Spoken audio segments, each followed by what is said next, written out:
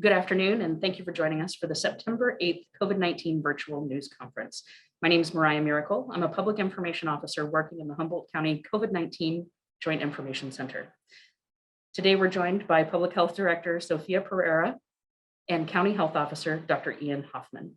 I'll start with a brief update from the Joint Information Center before we hear from our panelists. A total of 7,546 Humboldt County residents have tested positive for COVID-19 as of yesterday's report. That's an increase of 805 cases since the last news conference 2 weeks ago. The county has reported 37 hospitalizations in that time, including the first hospitalization of a child under 10 years old. And 13 residents have died as a result of COVID-19 over the last 2 weeks. The COVID Community Information Line continues to serve as a resource for non-emergency calls related to COVID.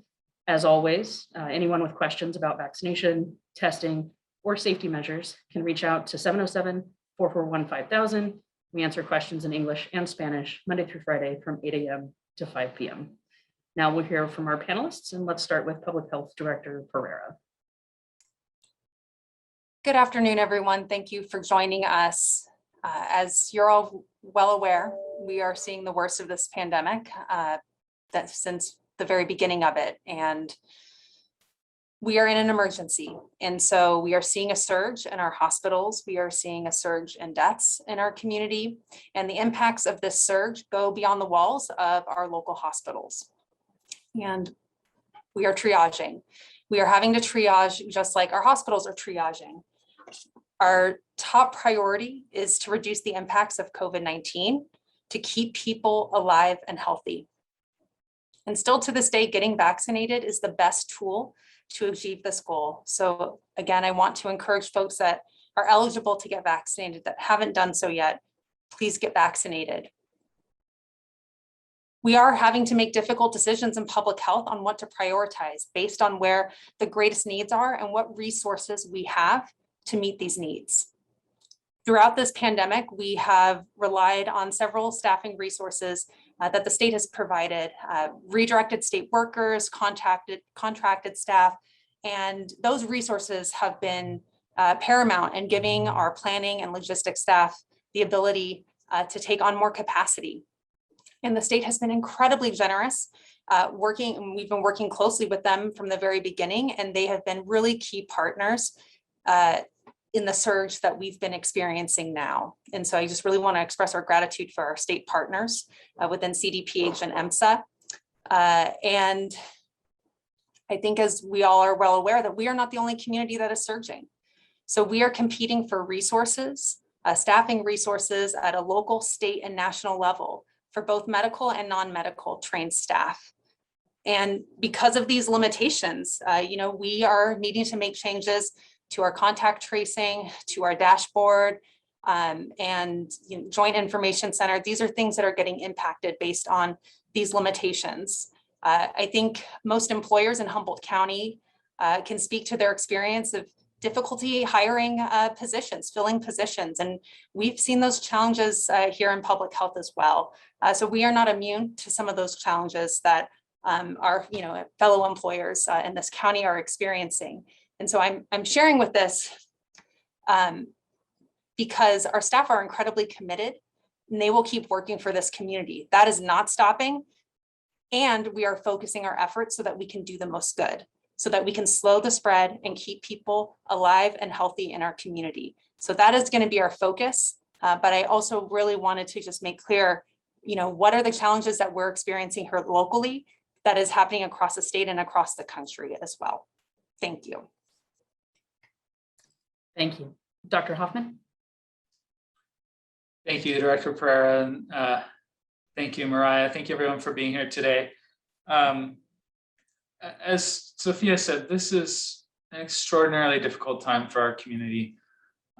We have seen the most deadly month yet of COVID through the month of August.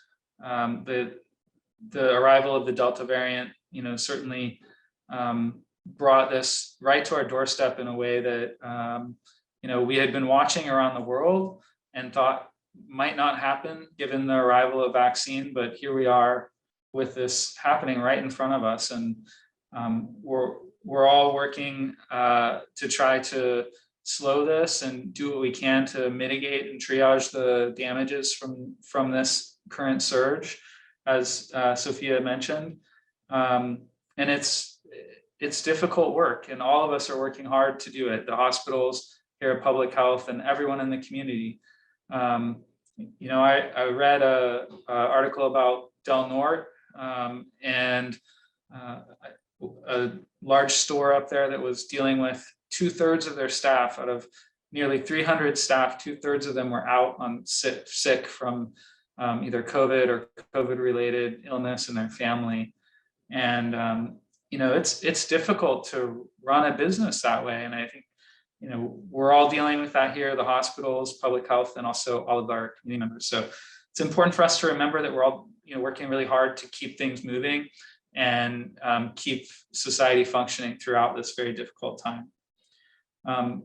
The current status of our cases for Humboldt County is that we have seemed to likely hit a plateau over the last few weeks. But that plateau is very high. So there's still extremely high number of cases happening each day and weekly. And we haven't yet seen signs that we've come out the other side of that plateau, and we're not yet starting to see a decrease in overall cases. Because of that, we've seen steady increases in the hospitalizations over the last several weeks, with also a plateau now of in the high 30s to about 40 cases per day across the county in the hospital. And again, the most deadly month yet for COVID in the month of August. We as public health continue to work with all of our partners and our mobile team to deliver vaccines across the county anywhere we can. And want to remind everyone that this is the safest, most effective way out of this pandemic. It is safe, it's highly effective, it's free, and we're going to continue to work to get it out to as many of our residents as who want to get vaccinated. And we are seeing small increases continually over the last few weeks of folks getting vaccinated, and that is encouraging, yet we still need more. Lastly, I want to talk about, Director Pereira mentioned triaging, and part of that triaging is, as public health, one of the main tools that we've used throughout the pandemic is contact tracing and investigations of COVID cases to try to slow the spread and stop the lines of transmission. I think most of you have seen that in the past weeks, I've said that this disease is now endemic. We're beyond the point of trying to contain this in our society. It's here, and it's going to continue to spread throughout the community until we reach some homeostasis with that combination of vaccine and natural immunity from folks who get the disease naturally. So due to the nature of contact tracing, where we look to try to break those lines of transmission, it's actually not really possible anymore with the level of disease we have in society. Those traditional tools are really for diseases that are not endemic. So we're shifting our focus away from general contact tracing within the community and really focusing on places that we can make an impact. And those are places that have higher levels of vulnerable populations and more ability to control the spread through infection prevention measures such as distancing, masking, ventilation, controlling movement throughout those spaces where disease can be controlled and there's much less spread. So we're going to be focusing on those areas going forward, those institutions. And this is a shift that's happening not just here in Humboldt County, but statewide due to the nature of what's going on. So those institutions that we're going to be shifting our focus to are schools, because the schools are absolutely imperative to us continuing to have a functioning society keeping kids in schools, keeping them educated, giving them a place to be socialized. You know, it's schools are not just about education, they're about socialization. And I think it's a really important part of what we have come to recognize in the past year. So we want to protect those places. They're also a place of highly unvaccinated individuals in our society, because the fact that under 12-year-olds are not eligible yet for vaccination. So schools are one, skilled nursing facilities and other long-term care facilities. And this is something we've done from the very beginning. So this is not a change in our approach, but just a continued focus on those areas where there's a highly vulnerable population of people who have more risk factors, are older, and have more severe outcomes from the disease. And then other places of congregate settings where there's a lot of people in close proximity, it's very difficult to control transmission. So jails, homeless shelters, other settings where people live in very close proximity, we call congregate settings. So we're going to be shifting to focusing on that. And in order to do that, we need to triage and focus our efforts. And so we're going to have to let go of some other things. And what we're going to be letting go of is as of the 20th, September 20th, we will not be making phone calls anymore to people who are positive in our community. These phone calls currently take up the vast majority of our investigations unit time, and the majority of the time they're not being answered. We've brought this up and tried to engage the community. We hope that that message will continue to get out and the community will engage, but we're going to shift from a phone call to only a virtual interaction through text message or email. So we use something called the virtual assistant that comes through CalConnect, and that basically allows the person who's positive to fill out all the information that we would have an investigator do on the phone, and give us all the important information to help understand if that person is part of one of those high-risk settings, identify where, so that we can, open an investigation if it looks like those are settings of outbreak, where there's disease spreading inside of those institutions, not just from the community at large. So it's a really big change. We want folks to understand that we are doing this to, again, as Director Pereira mentioned, to really triage and focus our efforts on what is what's going to benefit the community the most right now with the resources that we have currently. And so we'll be talking more about how this transition looks in the future.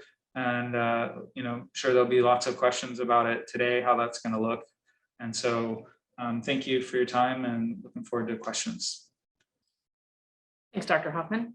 Now we'll take questions from reporters, starting with Isabella Vanderheiden from the Times Standard. Hi, thank you for taking my questions. So I understand this may be a little too soon to tell, but can Dr. Hoffman weigh in on whether the Humboldt County Fair turned out to be a super spreader event? We have several pictures that show an overwhelming majority of attendees without masks, and we're curious to know how many cases have been attributed to the fair so far. So we have discussed this with our investigations unit, and we are not aware of any clusters or outbreaks associated with the county fair.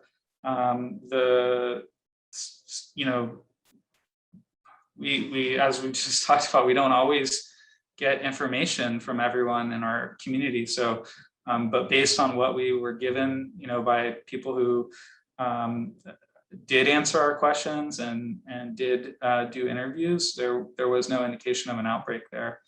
I'll also just mention that the county fair did work closely with us to implement testing of their employees. And in that testing, there were no employees who tested positive.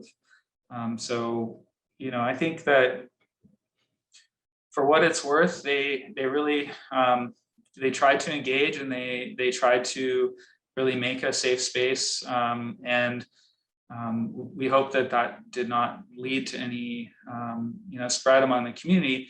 Really, that I'd say wouldn't have happened any other way, because a lot of the folks who probably would be going to the fair and maybe not wearing a mask, I mean, that's going to happen in other settings as well. So we work with our community partners. We try to create the spaces that will and do the things that will reduce the spread, but it ultimately comes down to each individual making the choice for themselves about how they're going to interact and try to avoid this disease. Thank you. Thanks, Isabella. Thaddeus Greenson from the North Coast Journal. Thank you, Mariah. So this is kind of a two-part question on what you're on the triaging, I guess, and what's being given up and what's being taken on. So first, I'm curious just to hear more about the contact tracing in schools and exactly what that's going to look like. My understanding was previously that had been up to individual schools and districts to do among staff. And so is this public health completely taking over that function, or how does it plan to work in concert with schools and districts? And then on the giving things that have to be let go side, I know Dr. Hoffman talked previously about data on the dashboard and clearing positive cases, and there being kind of a backlog in when those were reported. And so I'm curious if we're up to date now, or if that's going to continue due to staffing limitations. Dr. Hoffman, do you want to tackle that one?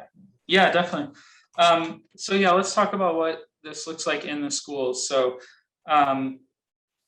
we are, definitely partnering very closely with the schools. We've been meeting through HCOE with all the superintendents very frequently since CDPH put out its K-12 guidance in the early part of July. We've been trying to work to prepare for what the school year will look like with all those mitigation things we talked about, masking, distancing whenever possible, especially in settings where people have to take their mask off, like if they're eating, testing programs to try to identify positives in the school, and then ventilation, another one, and contact tracing. So if we want to focus in on just that contact tracing and what that relationship looks like, there are over 30 school districts and over 70 schools in our community in Humboldt. So we do rely on the schools to engage at a very high level with that contact tracing. What that really looks like on the ground is that they have a situational awareness in every school. If a kid is identified as positive, then they know who is sitting within 6 feet of that kid for 15 minutes. That's the definition of a close contact. So they can identify who of those kids were close contacts and notify the families of those encounters. And that's actually, something that is written into the state law, just like every business has to do the same. If they are notified of a positive person in their place of business, they have to do their own contact tracing notification and notifying public health. So that's the process. Public health is notified of those positives, notified of the exposures. And then what our side is really doing now is, as opposed to interviewing every single one like we have done in the past, which is just not possible anymore due to the sheer volume of cases that we're getting. We are focusing on trying to identify schools that are having an outbreak.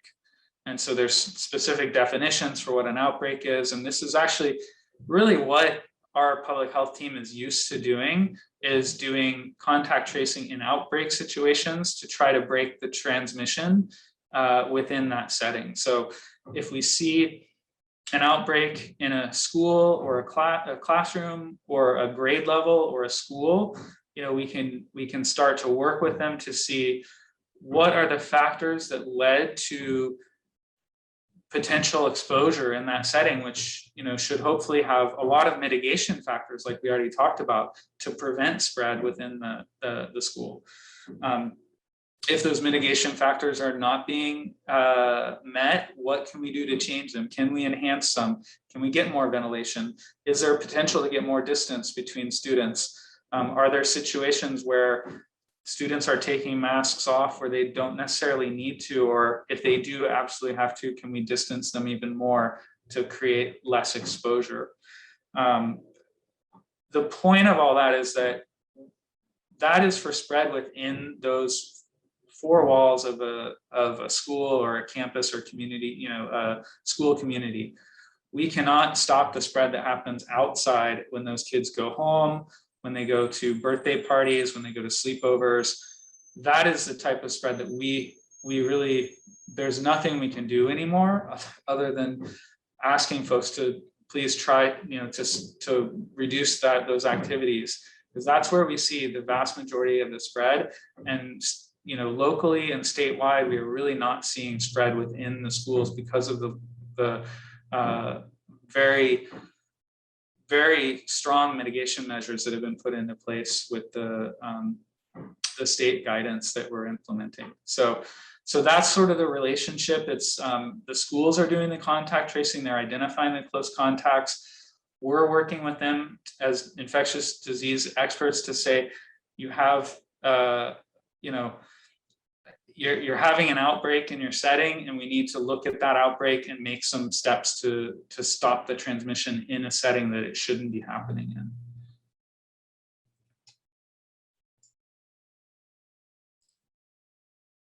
Any follow-ups, Thad? Well, thank you for that. So, I mean, I guess the direct follow-up then is, have we seen any of those outbreaks that public health would be involved in trying to quash or prevent future outbreaks to date? And then again, the kind of the data reporting question that was related. So we have not identified a school outbreak to date. We are still developing this relationship though with the schools. I think there was a kind of a perfect storm here of convergence of the school year with the Delta, and we're still working to gather all of the data in a way that is uniform and allows us to do that type of investigation for the schools. So that process is going forward.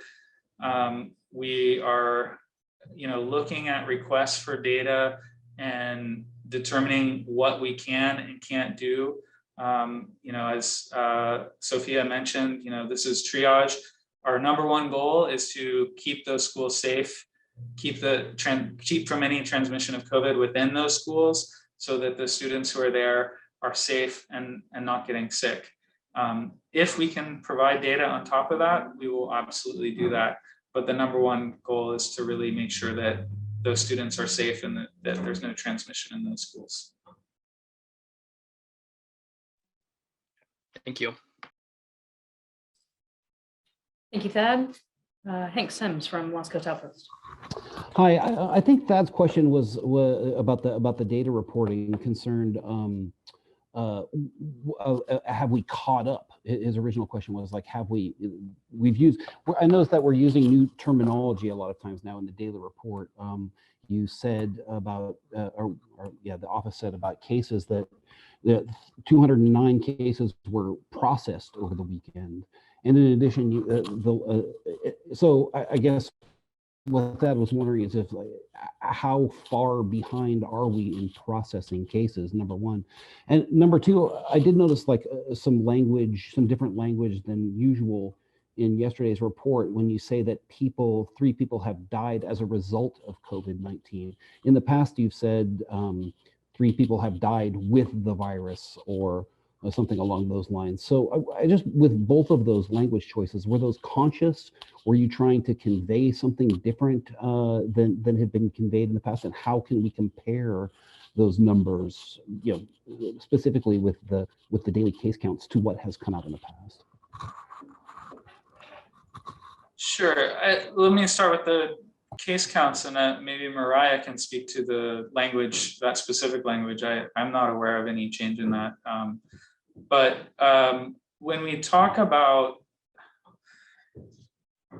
when we're talking about these cases, they move through a variety of places, right? Someone goes to a lab, they get their lab done, that gets sent off. They get their lab collected, they get sent off to the laboratory where it gets tested. And it's at that point that that test is reported upon, and then it comes through a state database called CalReady. That is where all reportable infectious diseases come to be reported back to the local public health jurisdiction, who's then responsible for, following up with those cases or determining what the right follow-up is. So in that process can, depending on the lab where someone goes, or depending on the timing of transportation between the collection to the lab, can take several days. And then at times there are slowdowns in that reporting because of the large volume of COVID cases across the state. There could be delays getting it into CalReady, moving it through the CalReady system, coming to our local health jurisdiction. And then we look at that, and we previously had been manually looking at every single one of those. And that was a change that we, a few weeks ago, went from a manual process of every single case getting looked at by a person here at Humboldt County Public Health to what we call auto processing, where all of that data just gets pushed into our local system without a person checking first. But they still have to go back and recheck it. But that allowed us to at least get everything in so we could get a sense of what's coming in.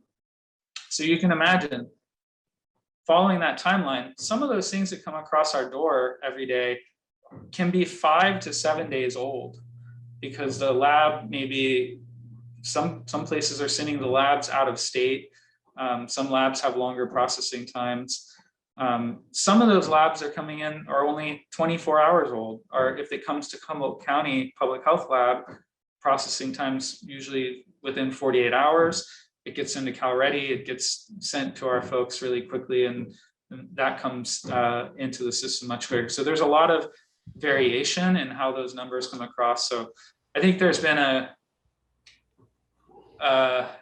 focus on that daily number, is that those are the number of cases that happened in the last either 24 or 48 or 72 hours. But that's not the case. Those were always just the ones that have been processed in that time frame. When we look at the episode date curve that is also on our dashboard, that is really what tells us the daily actual by when they were collected, not by when they were reported. So if we look at that, you'll see that more smooth linear line going over time, and it gives you a better sense of what things are. So those are some of the changes that we have made recently to try to inform this process and keep it moving faster.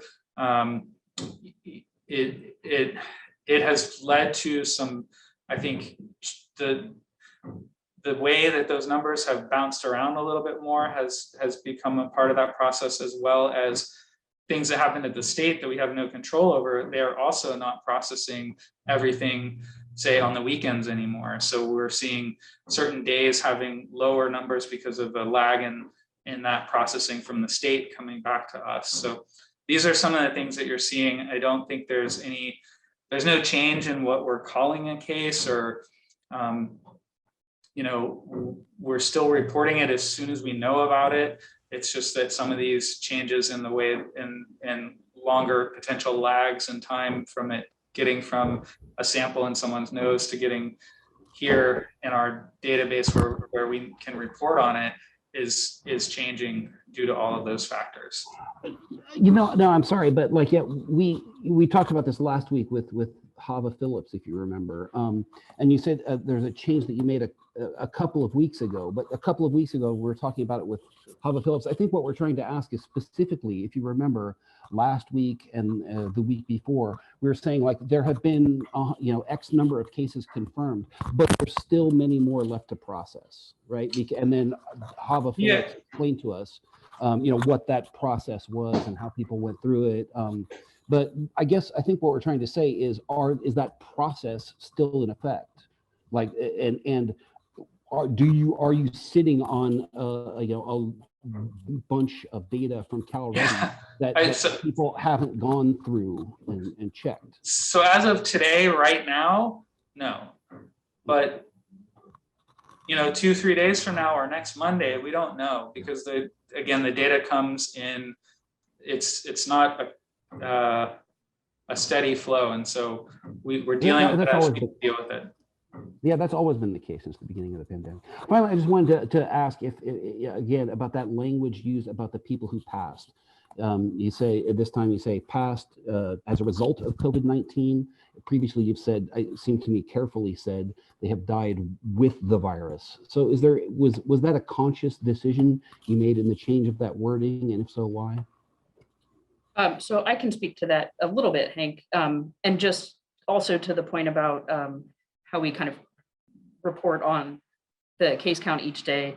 Early on, when we were getting up to the minute results, we said this many cases confirmed today. And then when we switched to Cal Ready database, we said this many cases reported today. And now that our data is going through an automated process, we say processed and confirmed, just in the interest of transparency. With regard to reporting fatalities, I can say that we agonized over these reports every day. It's not easy to have to write about your friends and neighbors and fellow community members, whether you know them or not, passing from this virus. But the language that we use does not indicate one thing or another, other than that COVID-19 was the primary cause of their death. And Dr. Hoffman has spoken about why that is, how that's defined, how carefully that's reviewed.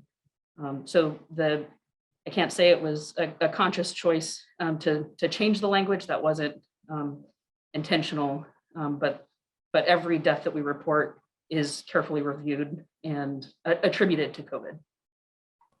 Thank you.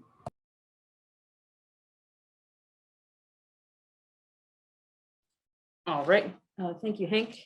Alexis Voltenbergs from El Leñador. Thank you, Mariah. I know this has probably been discussed before, but are additional vaccines being administered right now as we speak? And I guess I know the difference between additional booster vaccines being the timing, eligibility, and terminology, but I was wondering, like, is the booster vaccine stronger somehow? And is it going to be and is that, or the additional vaccine, going to be kind of a routine vaccine like the flu vaccine? I guess I was just wondering the exact difference between those. Thank you. Yeah, it's a great question, Alexis. Thanks for the question. So what we're calling additional vaccination, or the additional third shot, is for folks who are immunocompromised, and so that's a strong recommendation for those folks, because we know that group didn't mount as good of an immune response to the first two shots. And so yes, those shots are being administered currently, both at our clinics that public health is holding, as well as everyone across the county who is vaccinating have been instructed, both by federal, state, and local public health, to administer those to that eligible population.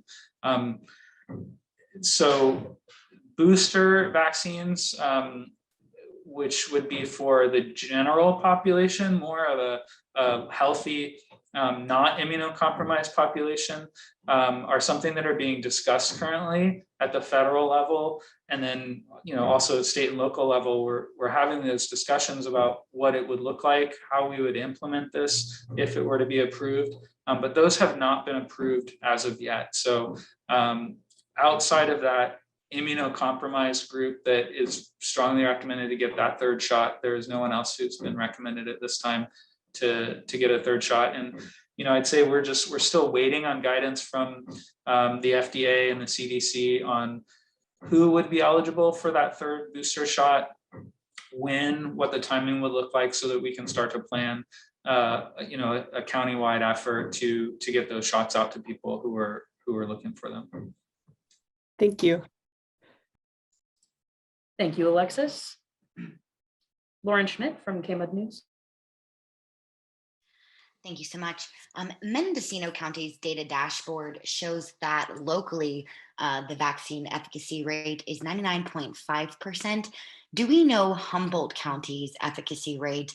And can you share a brief update on post-vaccination infections, hospitalizations, and death?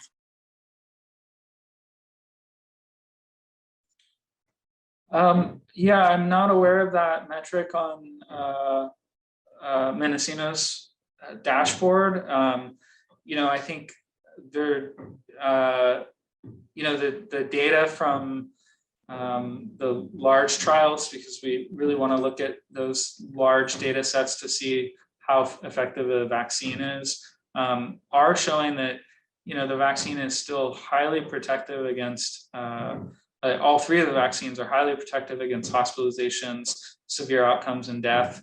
Some of the trials we've seen looking at, various vaccines have shown a decrease in its ability to protect against more mild disease or even just getting COVID if you're fully vaccinated. And so we've seen, numbers ranging from, 40s percentile to, 70 percentile for some of those studies. I think if we look at our local data, what we're seeing, if you look at the hospitalizations, deaths, and cases among the fully vaccinated, is that they're still quite low compared to the unvaccinated population. And so we've been putting those graphs out on Fridays for the last few weeks. And I think that's the most telling local data of how well the vaccine is working locally to protect folks against this virus. And sorry, can you repeat the other part of your question? You basically answered it, but I do have a quick follow-up. So on those graphs that are issued on Friday, will that continue without contact tracing locally? Will Humboldt County still be able to track the data of who is currently infected with post-vaccination? Yeah, no, that's a great question too. Yes, that data is based on case data from CalReady. So we get any confirmed lab that comes across, and we can match that data to the vaccination database, so we know who's vaccinated and who's not vaccinated. The pieces that we miss when people aren't answering our phone calls, and if once we're sending out the virtual assistant, if we're not getting that response to the virtual assistant, what we're missing there are they a part of a school? So if people don't answer those questions, we don't know it. If the school notifies us, we can find out. But without, in the past, we've really relied on people to alert us when they're a part of a setting, like a healthcare setting that's a high risk, or other places that are higher risk. So we lose that sort of data. We lose data about potential outbreaks outside of the populations that we mentioned earlier, something like the county fair. If people are letting us know that that was a big risk factor they had, we might see that in the data. When the public doesn't respond to those, we have no way of knowing that that's the case, because we can't do an investigation without the data. So that's sort of what we lose, but we don't lose the ability to track cases, vaccination, and hospitalizations. We get that directly from the hospital, so they're very good partners with us. We get a daily hospital report from every hospital in Humboldt County.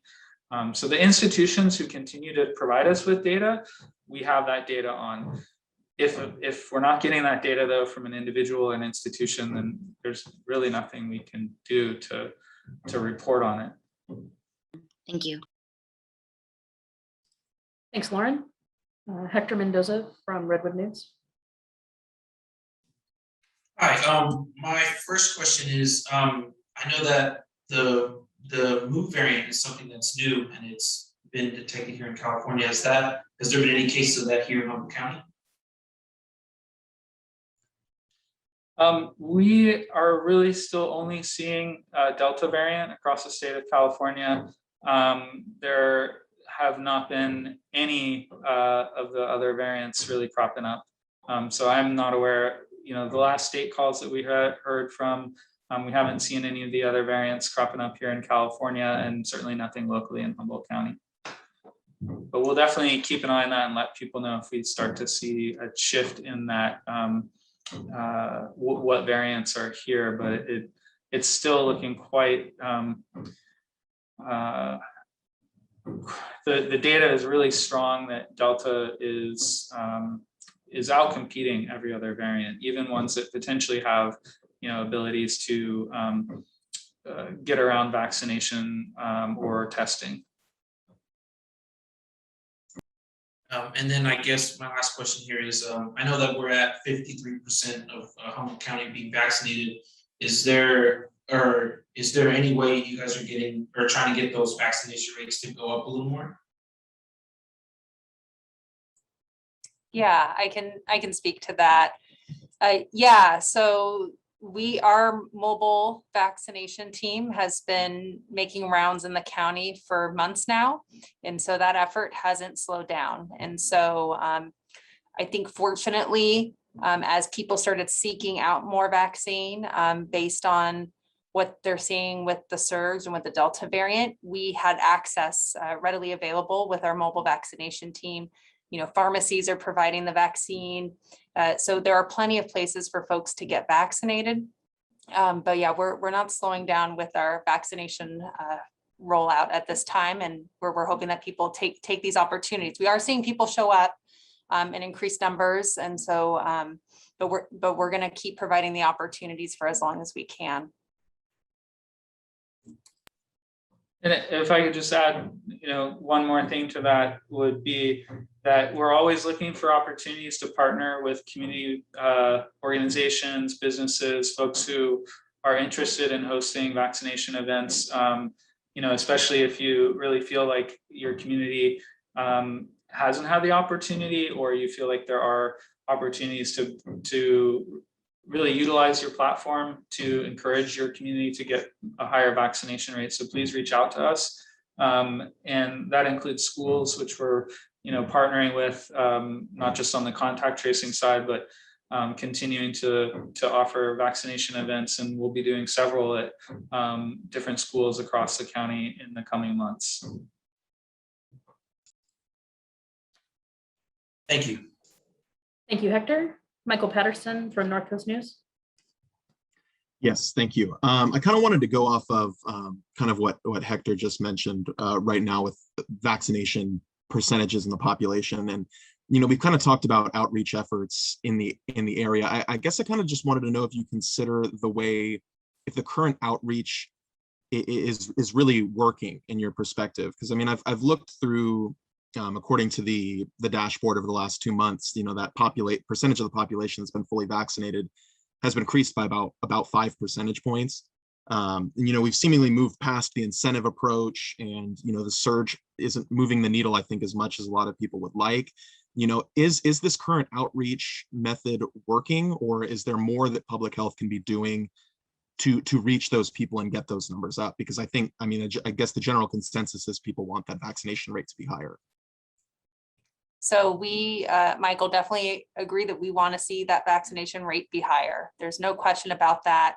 And I will say that the days of, efficiency with vaccination rollouts where you have a single site and you can get high volume, those days, those ended months ago. And that's why mobile vaccination has been so successful in reaching folks. It's not the most efficient, so to speak, but it is what is creating more equitable access across the county, and partnering, like Dr. Hoffman said, partnering with community organizations, partnering with schools, partnering with local businesses. Those have been really key in helping us to get the vaccine out to different parts of our community. So I think, we're not going to see, big numbers like we used to see months ago early on. But we're maintaining the access, and that's really important, because maybe today someone's not interested in getting the vaccine, but maybe next week they will be, and there will be an opportunity for them to get vaccinated with these clinics and with the pharmacies and the vaccine availability across the county. If I may follow up real quick, we've been about 6-7 months into the vaccination effort now at this point. What are kind of the biggest I guess, roadblocks or barriers to access that you're seeing now at this point? Because it seems like at this point, everybody has had at least some sort of access or ability to get the vaccine. I mean, at this point now, what are some of the biggest hangups you're seeing? It's a great question. I mean, I think, we're creating access, whether it's, geographic barriers, transportation barriers. Historically, there may have been linguistic barriers. We make sure to have, Spanish speaking staff available at our clinics. So, we are reducing those barriers, and I think being reliable and being a presence regularly at, different community events and working with community organizations, I think that reliability, I think, is going to be really key for when folks are ready to take the vaccine, and that there's an opportunity for them to get it. So, we're going to maintain that access. We're going to do whatever we can to improve access, working with our school partners, for example, to reach those that are eligible, that are school aged. So we're always open to new avenues to help reduce barriers. But I think at this point, we're providing consistent access, which is going to be helpful for when folks make the decision to get vaccinated, then that we're available for them. Yeah, and I would add to that, all really great points Director Pereira just made. We know that what is the most effective at this point is that a trusted messenger brings the message to the community. And so that might be, a family member or a friend. It might be a business associate, an employer, or a coworker. It could be a faith-based organization, a pastor, a rabbi, or it could be the schools or some other community-based organization.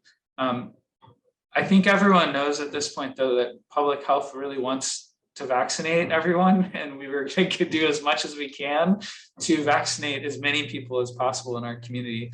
So our message can only go so far, but we partner with all of those people in the community, leaders in business, in government, in faith, in the schools.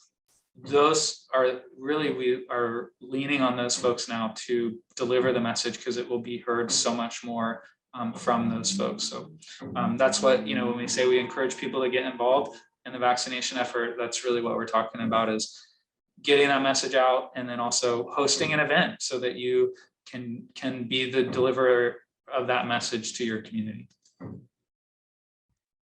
Great, thank you. Thank you, Michael. We only have about 10 minutes left, so there will be an opportunity for some brief questions and brief responses. Isabella, any additional questions? Yeah, I suppose I would just return to events, and I'm curious as to how the county is monitoring case spread at other local gatherings, like sporting events. That one comes from our sports reporter. Would just turn back to, we are reliant on folks participating in the investigation process to know if there's potential spread at any event or gathering. Plead to the community to participate and answer those phone calls. And when we do switch to the virtual assistant, please, answer those questions. Maybe in some ways that will be less intrusive. They won't have to talk to a person. They can just answer a quick email form that gives all the same information that we've been asking for, which includes things like, have you been attending a large event? Thank you. Thanks, Isabella. Thad, any additional questions? Yeah, I just want to circle back real quick to the positive case data that that both Hank and I asked about earlier. So I just want to confirm that I understand what Dr. Hoffman said accurately, is that with the automated system, there shouldn't be any lag time between CalReady's kind of dump of information to the county and when it's reported in the daily case reports. Is that correct? I wouldn't say there's no lag whatsoever. There definitely can be lags. Sometimes there are data glitches that happen with CalReady. We've experienced those several times throughout the pandemic. We have staffing issues sometimes where we don't have enough staff to gather the numbers, especially on a day where there's hundreds of cases. So we are doing our absolute best to try to get those numbers to the community as soon as we have them. But I can't make any guarantees that we won't experience those sorts of bumps again. So I think maybe the gap is the term automated, because it sounds like you were saying that you've switched to this, you've favored kind of expedience over necessarily accuracy and switched to this automated system that just kind of dumps stuff up and then it goes up on the dashboard. But then it sounds like that's not the case and there's a staff component. So can you kind of explain how that works? Yeah. So again, they still have to move everything into the system, and if I'm just thinking back to some of the days in the last few weeks, sometimes that we didn't have that number as accurate, as we were still trying to figure out what did it mean as it auto processed through, if the number didn't seem to match what we thought it would mean, what we thought it would be based on the case counts from previous days. So we were still working through that process as we learned about what that meant. And so some of that language I think you're referring to, that is about us kind of hedging our bets, that we weren't sure, were there still cases out there? But I think the team really feels pretty confident now in the process going forward, that short of CalReady data reporting lags, short of staffing issues, which are bound to happen, technical glitches in that auto processing, which do happen as well. They've happened at the state level and here locally, that we can provide a fairly reliable number that, depending on the day and the number of cases, that might be, adjusted a little bit from the one day to the next if we find there are multiple duplicate cases or other things that happen are like out of jurisdiction. So we get sent cases that were actually Shasta County or Mendocino County. So those we need to go in and manually remove through that process. So I do think that it's been a transition over the last couple of weeks, and that what we've figured out is that we know how to, short of those other barriers, we know how to make it work going forward. Thank you. Thank you, Thad. Hank, do you have an additional question? Yeah, thank you. You spoke a little briefly earlier about figuring out what data you could report out from schools. I'm sure you've seen the petition that's been going around. It's signed by some, I think, 600 some, 800 some people now, asking for basically what's charged in the petition is that public health has all the case information from schools, both people who are discovered through the school system to have contracted COVID, and outbreaks or cases of transmission in school districts, and that should be pretty, what's charged in the petition is that it should be pretty easy for you to report to the public. Do you have anything to say to the creators of that petition and the signers of it about that? Do you have any thoughts about what they're asking for? Sure, I can speak to that. First of all, I really want to acknowledge, I think, the core of what that petition is asking, and it is saying that they want their kids to be safe. And public health, our schools, we want that as well. I mean, right, we want our kids to be able to go to school safely. I'll just say from personal experience, giving birth and having a child in a pandemic and raising my child the first year of his life in a pandemic, like, I know that you would do anything to protect your child. So I understand the desire to know, is it safe for my kid to go to school right now? So as you know, we are working closely with our schools, supporting them in the contact tracing, as Dr. Hoffman outlined. If they need to get connected to state resources that are out there, we're providing that support as well. But the other piece is that, the other piece is around the reporting through SPOT that is mentioned in the petition. And right now we don't have a uniform reporting structure where all of that data comes uniform to us within public health. When you have 31 school districts and over 70 schools, as you can imagine, that is quite a challenge to try and compile that into the format that's being requested. So I'm not saying that it's a never, but at this point with the resources that we have, I can't commit our staff to taking on that endeavor. We are working closely with the schools on centralizing that process, that reporting structure, because it is really critical, as Dr. Hoffman was outlining, from an outbreak perspective and outbreak management perspective. But in terms of adding something to the dashboard, we just don't have the staff capacity to take that on. If I could add one thing to that too, if your child, well, first of all, I appreciate the personal sentiment, Sophia. I mean, I also have 2 children in Humboldt County schools currently, and I guess I want to emphasize that I feel safe sending my kids to school in our county because I know I've worked closely with these educators. I know that they're following the protocols, they're doing what they can to keep these kids safe. So, first and foremost, I encourage every family to work with your individual school because that's who's protecting your kids right now. We will work with those schools as well. And one way we've done that is, any positive case that's identified, we've worked with them to try to help them figure out who are the close contacts, and they are notifying those families of that close contact. So if your child is a close contact, you will be notified by the school of that close contact. And some schools have also taken it to notify if there's any positive, either in the classroom or maybe in a cohort within the school, to just notify them and say, hey, there was a positive case here, your child was not a close contact, but we want you to know that. So, I mean, those are some things that are going on locally in the schools already right now. As Sofia mentioned, we will gather data as best we can.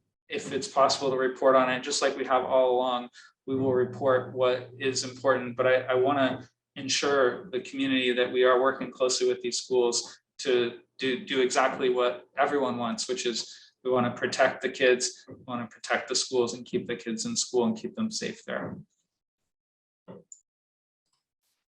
Unfortunately, that's all the time we have today. Thank you very much to Director Pereira and Dr. Hoffman for joining us and answering questions. And thanks to our media representatives for joining us today as well.